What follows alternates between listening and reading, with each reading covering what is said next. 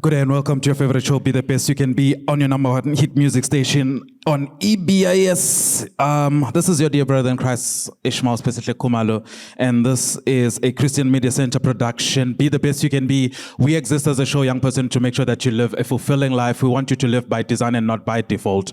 We want you to pursue God with all diligence and all the might that you can master.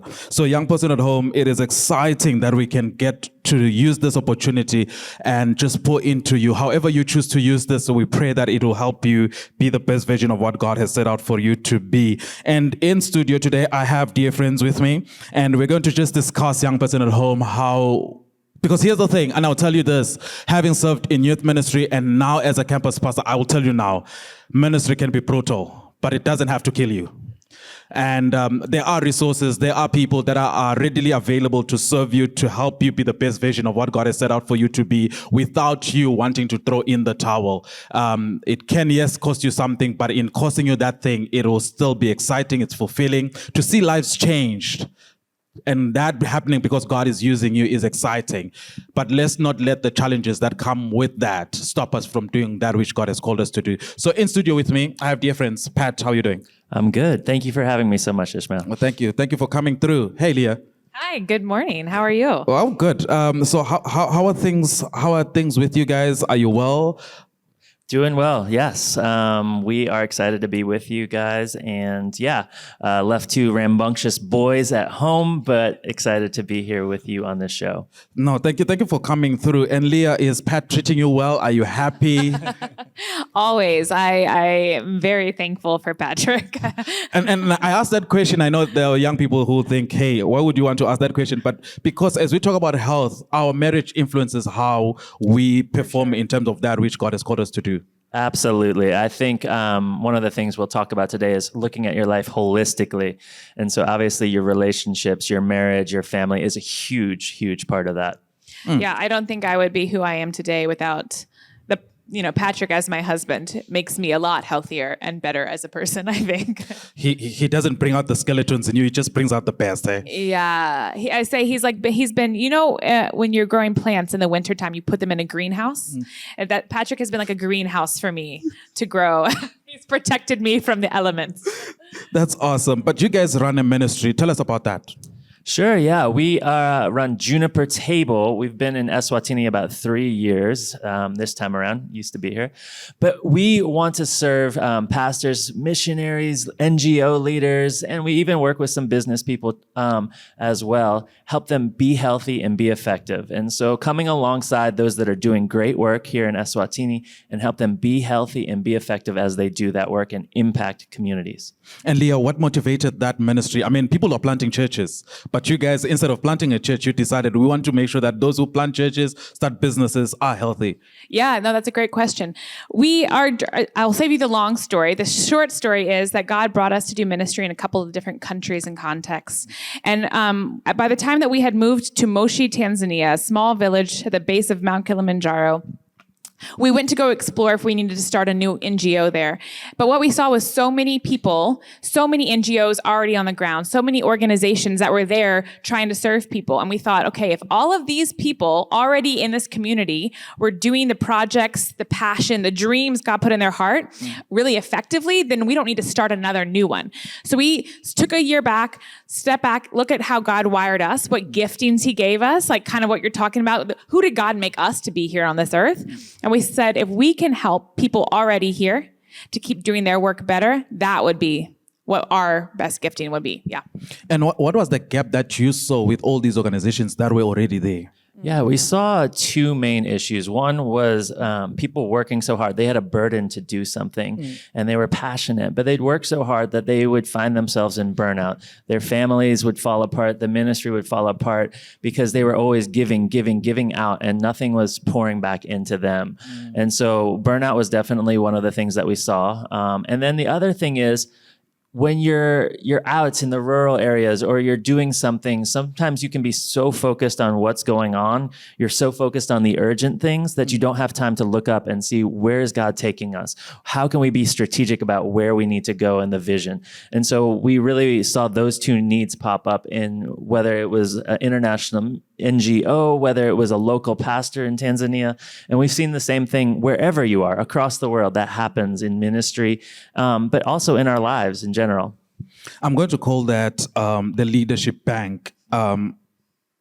Often at times we want to pour out into people, but we can't pour that which we don't have within us already. Absolutely, yes. That's how you go into debt. That's very true, actually. But here's the thing. Is it just an African problem? Is it a European problem, an American problem, or an individual problem? I would say it's a human problem. Do you know what I'm saying? I think we as humans are driven, and especially as people who are believers in Jesus, right? We think, okay, we've been given this great commission we need to go and do. And so we can get so caught up in the going and doing that you just can only focus on that. And that's when you're giving. And again, like if it's a bank, at some point when there's nothing left to withdraw, then where do you go from there? I probably would have wanted to talk about this later on, but are we as leaders conscious that, hey, I've depleted my leadership bank account, so to speak? Ooh, Leah, do you want to take this one? I have ideas, but go for it. I mean, what I would say is I think it depends. I think some people are aware. They're starting to feel it. And sometimes pride can cover that.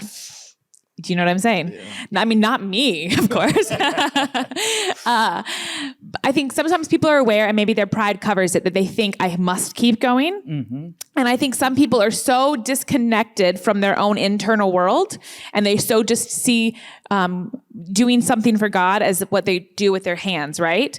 That they aren't aware of it. So I think the thing for the person who is aware, it's the humility to acknowledge and to ask for help.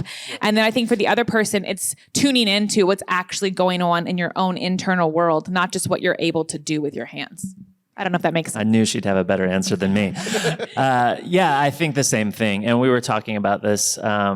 Sometimes a leader can cover that so well. And because you are in leadership and you have to look like you're doing well and you're leading the team, that you often don't have someone you can open up to and be real about what's going on inside of you. So I think often leaders cover it, but then there is times where we don't even realize it. We don't have that outside perspective. How are we treating our employees? How are we treating the people in our church? Those different areas, we don't even see it sometimes unless we have an outside perspective kind of clue us into that. And it's easy for maybe someone listening in now to say, this is for those leaders that are maybe 40 and above, when in actual sense it's for any person in an influential position. You could be 15 leading and you're just toxic. Absolutely. I think this applies to everyone. And the sooner you can get it, the better. Because we want to see people go for the long haul. Whether you're in business, whether you're in the church working, we want to see you run the marathon, right? We don't want to see you just do the sprint and then you fall apart and you burn out. And so getting this at 15 is way more important than getting it at 40. So young people, please listen up, hey? And what does Leah, what does health look like for a leader? Yeah, no, that's a great question. We were chatting about this earlier. And I think really being a healthy person doesn't look like just having a lot of giftings and skills and doing important things. It really is that your private life reflects your public life. So that what you do out here is the same as who you are at home or by yourself. Whether you're married or single or young or old, is that are you becoming the person that God had in mind when he created you? And are we allowing Jesus, not just to save us and read our Bible and pray? That's not the only tick marks that count, right? But are we being formed in the image of God each and every day? That process, submitting to that process of formation and that reflecting both publicly and privately, I think. I don't know if you have something to add. No, that's good stuff right there. One of the quotes that I really love is Mark Batterson. He said, "I pray that those who know me best would respect me most." And so I think that's an easy, like in my home, my family, my brothers, my sisters, do those who know me best, do they respect me the most? Because I think, yes, we are called to lead. We are called to accomplish. We are called to do things for God. And so I think there needs to be a balance between our being with God and our doing for God. We can't just be with God all the time and not go out into the world and do anything. That's not what God's called us to. But we can't only do. We need to have a balance of being with Jesus. You look at the life of Christ. He escaped to the mountain to fill up, and then he went back to do ministry. Sometimes great things were happening. He said, stop, I can't do this right now. I need to go be with my Father. And so I think that's a great example for us. We strive to have that balance.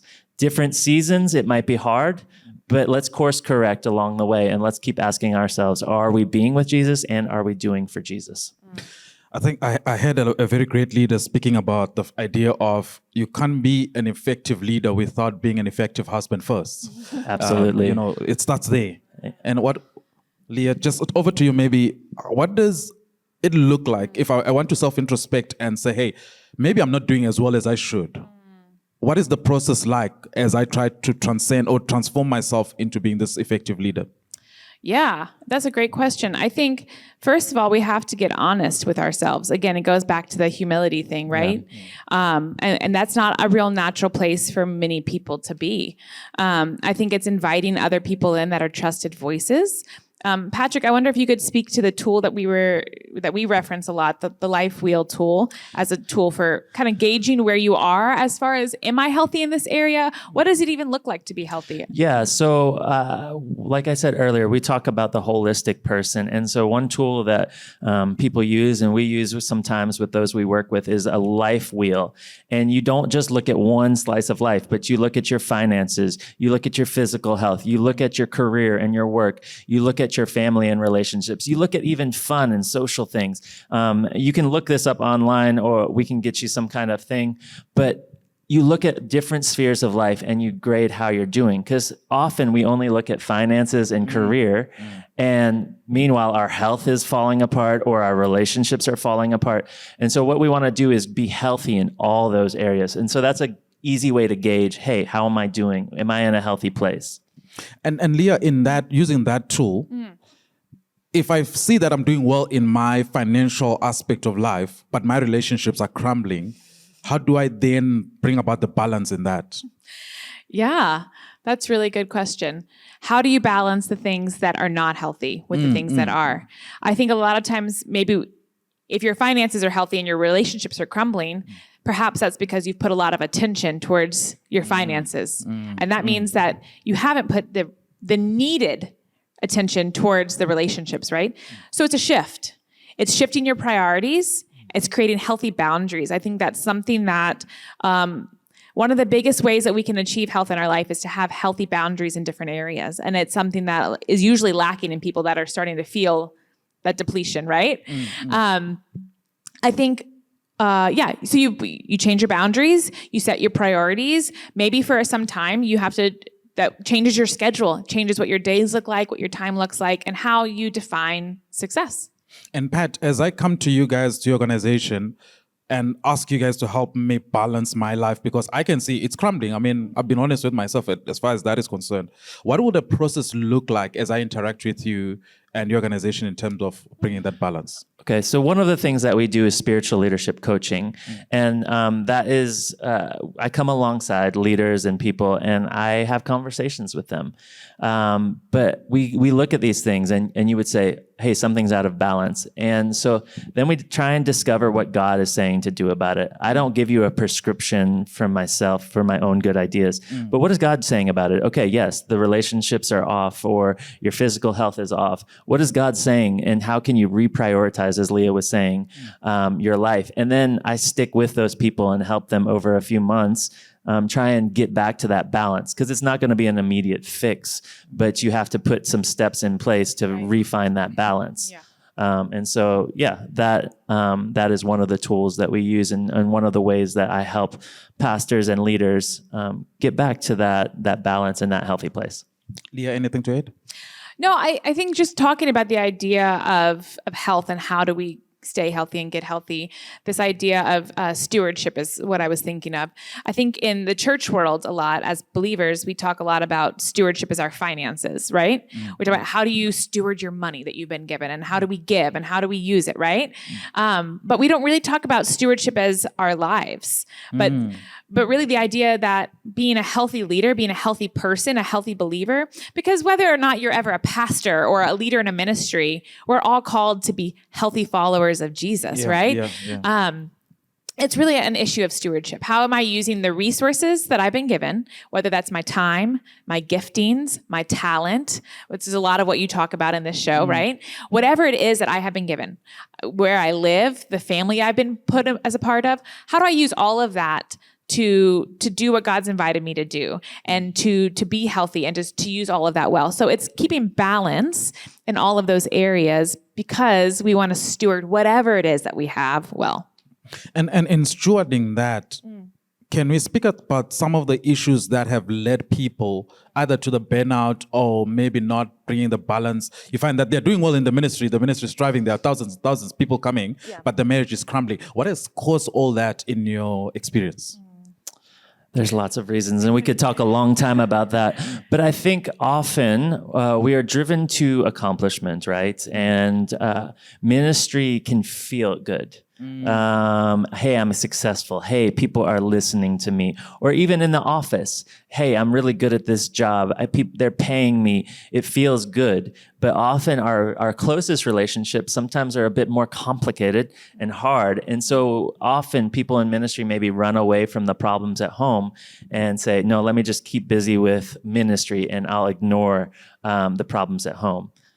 The issue is, as us in ministry who have been out here a long time, it catches up with you. If you ignore something, if you ignore sin, if you ignore an issue, if you ignore a relationship, it's going to catch up with you and affect your public life, your ministry, what you're doing out there. And so it's important as people that we address those issues. Anything to add, Leah? I think you covered it pretty well. Yeah, I think yeah. But what are some of the dangers, though? I've done the self-introspection and I've realized I'm unhealthy in this facet of my life. What are some of the dangers that I'm likely to contend with if I don't address those issues? I think we all see it where you start to get unhealthy. So you get into ministry or you get into leading a business because you have a why. You want to please God. You want to use your gifting, as we talk about on this show. And when you get to that place where you're unhealthy, you're not leading from the inside out. And so the passion starts to fade. You start to get angry and irritable with people. All these things can pop up in your life. And so the fruit of your ministry, like we can be busy, but what's the fruit going to be? And what's the lasting fruit going to be? And then if we crash and burn, especially as leaders, it leaves a trail of tears. Like people disillusioned with church, they're frustrated with church, they don't believe in God. We've seen that so many times. And so our stewardship is so important. Staying healthy is so important because people are looking at us. And people's spiritual walk with God sometimes is very affected negatively by leaders that fall, leaders that sin, leaders that fall off the bandwagon. And so I'm passionate about this because rather what you can do in the short term, let's stay healthy long term because that will leave a legacy. A lot of times you see, especially church leaders, they're even from the time they're young, if they're following Jesus, they're put in positions of authority because of their giftings, right? That's what we first notice about someone. They're a good speaker. They're a good worship leader. Oh, they're really talented, right? And so sometimes our giftings and talents can put us in places and in rooms and in positions that our character isn't developed to keep us in. Right? And so what happens is if you're not in that process of allowing Jesus to actually form you, it's really discipleship, right? That's at the end of the day, it's discipleship. Absolutely. And so if we're not doing that well and maintaining our own souls well, your talent can keep you there for a while. But at some point, your character catches up to you. And your talent can't keep you there forever. And so when that starts to become unbalanced, that's when you see these people that they can only keep it up for so long in their own giftings, where then and And I think part of it is God is jealous for his church. He wants to protect that. And so he's like, I've given you these giftings. How are you stewarding them? And then at some point, when the grace is gone and you're responsible there for it, right? And so you see these people start to fall away because of that. And the ramifications and the consequences of that are not just for that person's soul and that person's family, but everyone that they were leading also gets hurt because of it. And having attended one of your sessions, I know that one of the things that you speak about a lot is tools that I can use after a meeting, after attending a seminar, to make sure that I'm healthy. What are some of these tools that leaders lack that result in them being unhealthy? I don't know if I'm answering your question correctly right now, but one thing that really popped into mind was we talk about silence and solitude. Often in church culture, it's easy to pray loud, pray all these things, which is good. And there's a space for that. But we also need to have that space of silence and solitude where we allow God to speak to us and we allow God to unearth, almost like excavating, looking for gemstones. What's inside of us? And sometimes those are the things that God wants to deal with in our lives. And so giving space for silence and solitude, being by yourself, really allows God to bring those things up in your life. So that's one tool that I would say is helpful. It depends. We have several different programs that we use, so that kind of looks different in different circumstances. But like he mentioned the life wheel, we have certain, sitting quietly, listening to scripture, reading us a verse of scripture and sitting quietly for 10 minutes with it. It's just practices and tools that are counterproductive in our culture and our world that's getting louder and busier and noisier. We have all this social media, we have all this input all the time.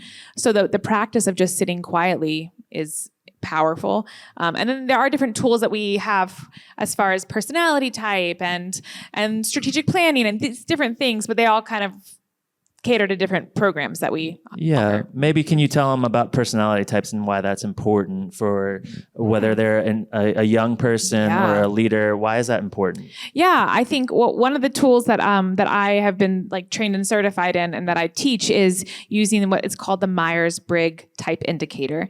It's named after a mother and daughter, actually, an American family, Myers and Briggs, and they created this personality tool in the 1940s in America. Blah blah blah.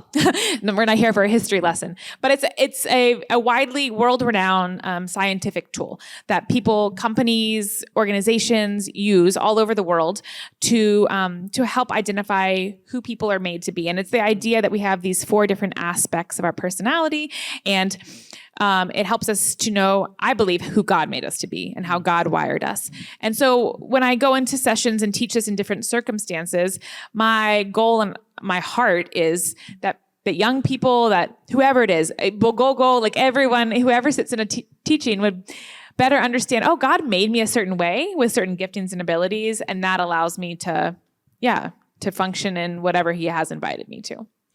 So, am I correct in understanding you to be saying sometimes it's not even the lack of resources that cause us to either burn out or not be effective? It's just that I don't understand how I function in terms of the personality types.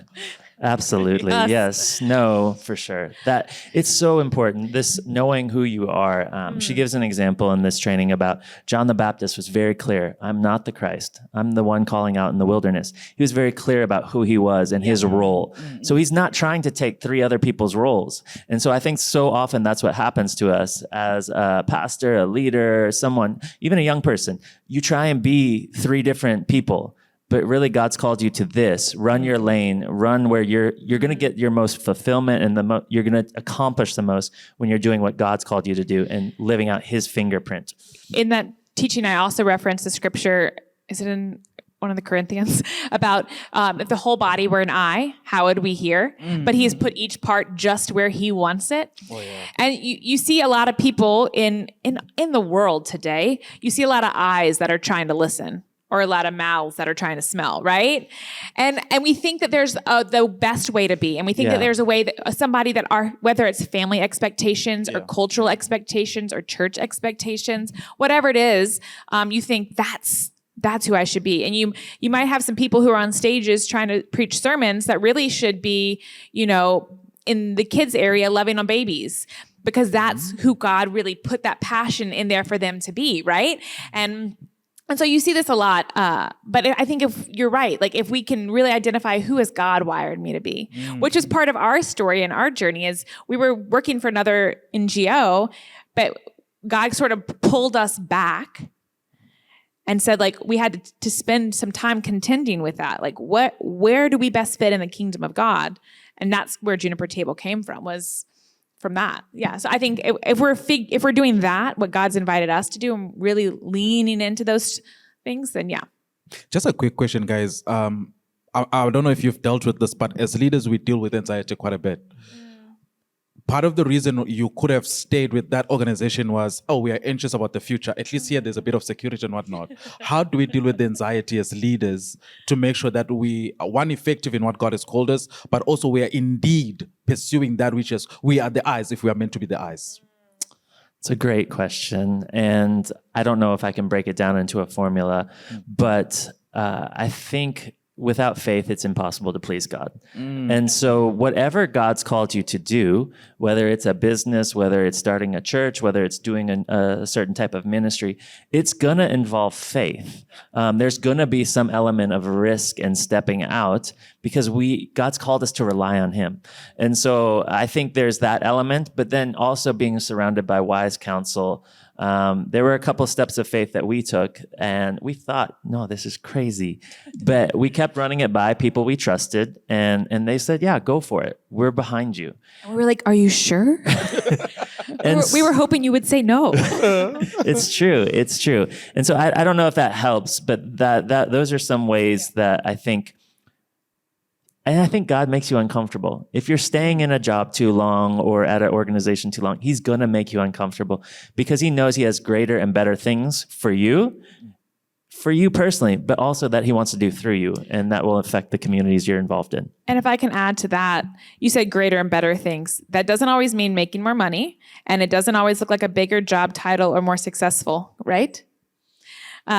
Sometimes it looks like quieter and smaller life as well. Okay. And one of the things that you guys are good at, that you promote, and I'm about to preach to the choir here, is the issue of rest. Sometimes we run the organizations aground because we are just tired. Can we speak into that?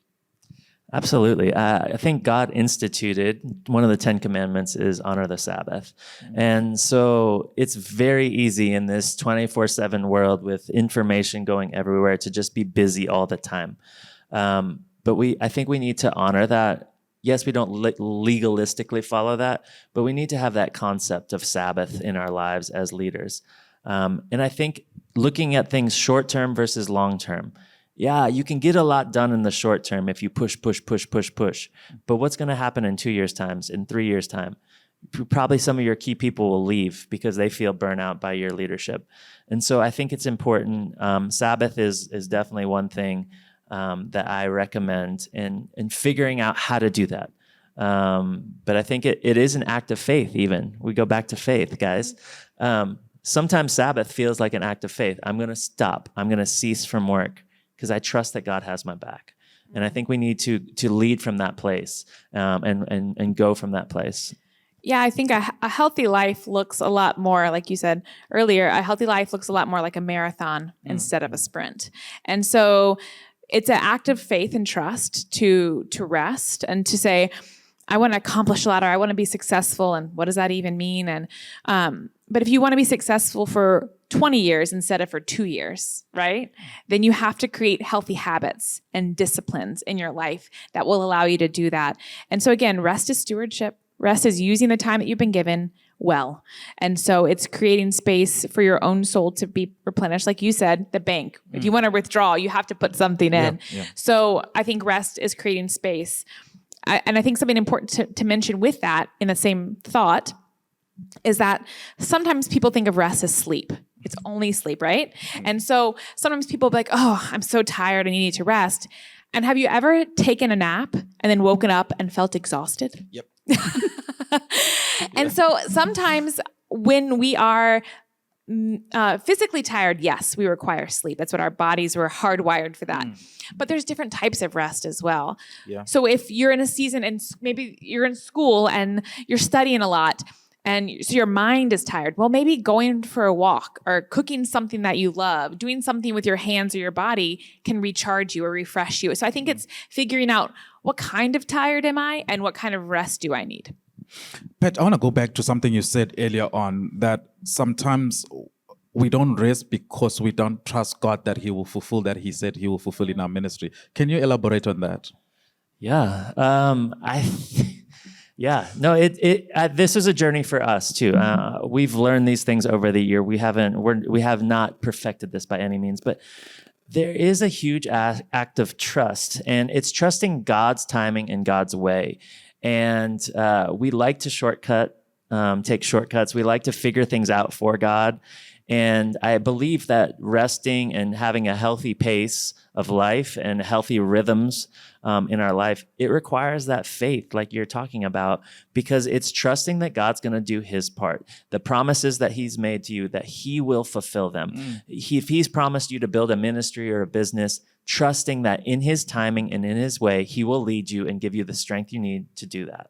Young person at home, you're still tuned into the English service of Radio Eswatini. This is your favorite show on Radio. Be the best you can be with your dear brother in Christ, Ishmael, specifically Kumalo. We are talking about just being healthy as a leader, because that is important. And I know some of you guys are listening in and saying, but I'm only 16. Why would this be important? It's important because if you can learn and master these things now, you'll be a better leader for it in the next 10, 20 years to come. So learn these things, master these things. I remember when I was still a youngster and I was not married and I had no hope of getting married because the girls were just running away. No, I'm joking. But I remember my pastor was saying, listen, there's a marriage seminar that I'm hosting. I want you there. And I wasn't even married.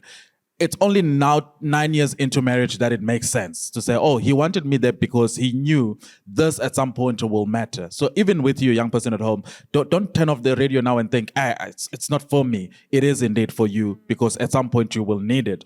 And guys, let's talk about fun stuff. I know some people are now apprehensive. I'm like, I must be bad. But we can incorporate fun into our ministry. And how can we do that? I think it's so important. It's so important to incorporate fun, because you have connection there. You build trust as you have fun together.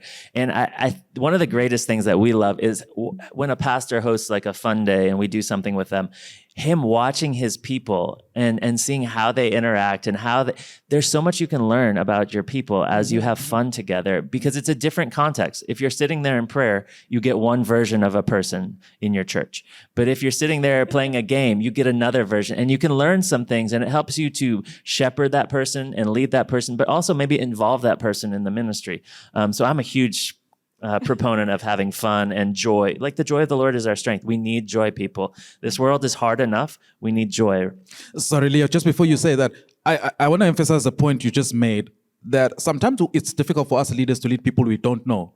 And for us to know people, we need to create the platforms and the spaces where we can get people to expose themselves. Yes. Over to you, Leah. Yeah, no, I was just going to say, like, sometimes we take church very seriously, and so whenever we do a leadership growth day with a team in one of the churches that we've worked with, we always come in and we start with a game. We start with fun, because we want to break that up and say, like, church can be fun. I think Jesus laughed when he was here on this earth, when he was with the disciples walking. I think he made jokes. I think he gave us that, right? He gave us joy. He gave us laughter. And so I think tapping into that and not just taking it all so seriously, and encourages people to build relationships, like Patrick said, and where you're really getting to do life together, not just the serious like prayer and worship. Yeah.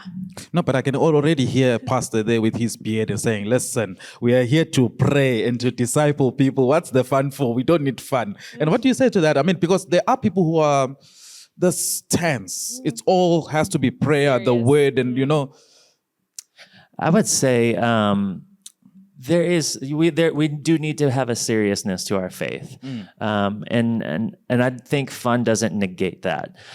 We work with a church over across the border in South Africa, and they're very serious, and they're intercessors, and they're going for it. But they've really embraced this idea of fun, and it's brought a lot of strength to their team, and it's brought a lot of depth of relationship that wasn't there before. I'm failing to, it's just so important. It is so important. And we can have both is what I'm saying. Yeah, I think I was going to say it's not one or the other. It's not a multiple choice assessment, right? Where we have to choose either being serious or being fun. And I think sometimes for some reason, I don't know why, but in the church world, it feels like that. But I think it's a both and for sure. We need both of those things to be full, complete people. I think otherwise you'll end up with burnout or you'll see a lot of leaders coming into those serious spaces and then leaving. If you want to build people up wholly, then yeah. I actually, talking about fun, I attended a church planting training, and these guys were talking about how as a team before they serve on a Sunday morning, they'll have coffee together and they'll have a huddle where they'll have an icebreaker, they'll celebrate people's birthday. This is before church service on Sunday. This is the serve team. But they'll have that 10 minutes where they say, it's coffee time, let's have a good laugh, let's play a game. And then after that, it's all guns blazing. They are ready for that. Yeah, I think that's a wonderful thing to do as a team because it builds something deeper and you can have those serious conversations much better. Like, let's say you need to address an issue. If you know someone, what's going on in their world and you have that relationship and you've had fun together, then it's easier to have those serious conversations with those people because you're much deeper, you're closer knit together. Mm-hmm. And so I think it is a valuable part of team. It's a valuable part of leadership to have fun together so that you can, like the teams that know each other best are probably the ones that have fought, and those are the ones that can go far because they can have honest conversations. But you need to have that fun, that camaraderie in order to have those conversations. Mm. Yeah. Let's talk about spiritual leadership as we begin to wind up our conversation here. What is it? Who can join? And all that. So spiritual leadership coaching is something that we offer, and it is where we walk alongside people and we help them discover what's God's agenda. So normal coaching in the corporate world is just talking about what do you want? Let's go make it happen. And spiritual leadership coaching is a little bit more spiritual in the aspect of we ask the Holy Spirit to come into the conversation. God, what are you leading this person to do? Mm-hmm. And how do we move on to that agenda, that God's agenda for their life? It could be in the business world, it could be in the church world. And then what happens is there's a series of questions to discover what God is saying and what are the goals that we can put into place to reach where God is leading us.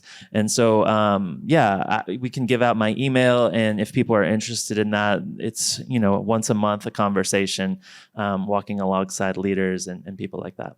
We are in Eswatini, Leah, and a lot of our leaders, church leaders in particular, are bivocational.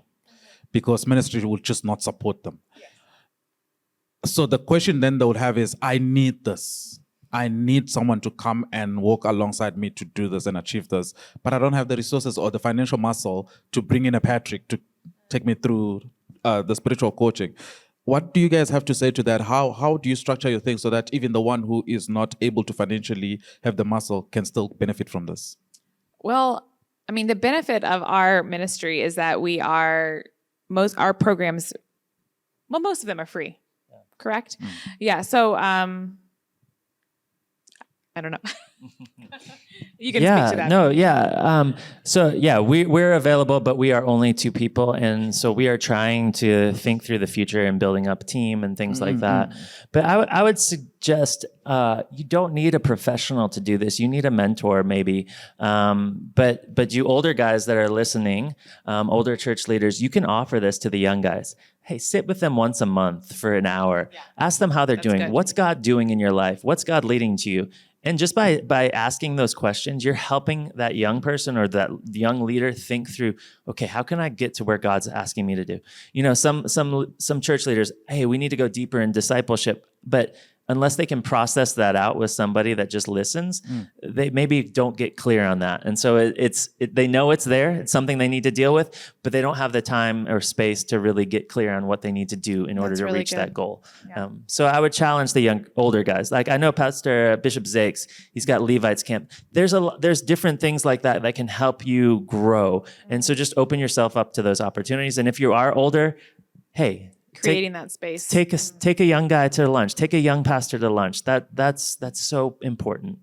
And Leah, contact details. I can already hear people thinking and saying, "Hey, listen, we want to be part of the next seminar you host or whatever, how do they get in touch with you and how can they know what you are doing at whatever time? Yeah. So, I mean, our website is junipertable.org, which is the name of our organization. And then if you want to contact either of us, I think email would be a great way to do that. Patrick's email is just his name, patrick@junipertable.org. And mine's leah@junipertable.org. Do you have social media? We do. We have Instagram and Facebook. You'll find us at Juniper Table. Yep. And Pat, let's, on a lighter note before we leave, what are your hopes for Liverpool? We have a lot of young people listening and you guys have a new coach. What's the hope? Guys, we lost an amazing coach. So I am a little bit nervous, but we talked about faith. So I have to have faith that Liverpool, the ones in charge, they brought in the right coach. So I'm hoping to see some transfers soon because we haven't really upgraded the squad yet. So there's a lot, it's a faith journey. I would say it's a faith journey this year. Being a Liverpool fan. Now, I hope, Leah, you're ready for the rest of the season to be comforting Pat here and there. Oh, I have faith. We never walk alone. And guys, on a serious note, what was your last word to that leader who is feeling burnt out and feeling despondent? You know, I read the scripture in Jude, verse 24. It says, "Now to him who is able to protect you from stumbling and to make you stand in the presence of his glory without blemish and with great joy." That God is able to protect us. He is able to allow us to stand before him without blemish and with great joy.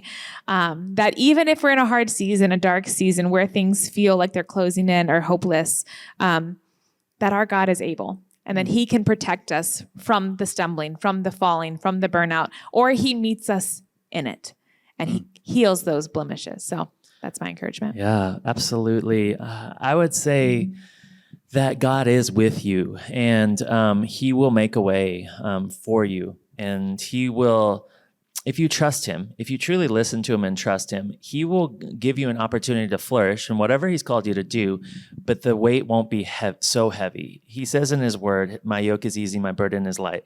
And so if it's constantly feels so heavy on our backs, then something's wrong. Yes, there's moments where there's suffering or there's hardship, but if it's constantly that way, we need to take a step back and say, okay, his burden is easy, his yoke is easy, his burden is light. And trying to get back to that healthy place because he will allow us to accomplish, but in a healthy way. Young person at home, I hope this was of great benefit to you. If not, here's my advice. If not, just save the recording. Get in touch with us. Take the recording, put it somewhere. At some point in your life, this will mean something to you. If not now, maybe in later stages. And if you're a senior pastor or a leader who has to make decisions at some point, hey, make sure that before you work on the church, work on yourself. Be healthy because when you are healthy, you're going to produce a healthy church. You're going to produce a healthy marriage when you are healthy. Let's prioritize being well. Often at times as leaders, we like to use prayer and faith as an excuse for being unhealthy. But it's now, we can't make that excuse anymore because God expects the best out of us. And it starts with us coming to God and say, God, and I like the story of Elijah. He says, oh God, would you just go ahead and kill me right now? You know, the guy was honest that he was not in a healthy space. And guess what? Because of his vulnerability, God will then turns out and say, listen, you need to be replenished. And that's the point of all this conversation that we are having here.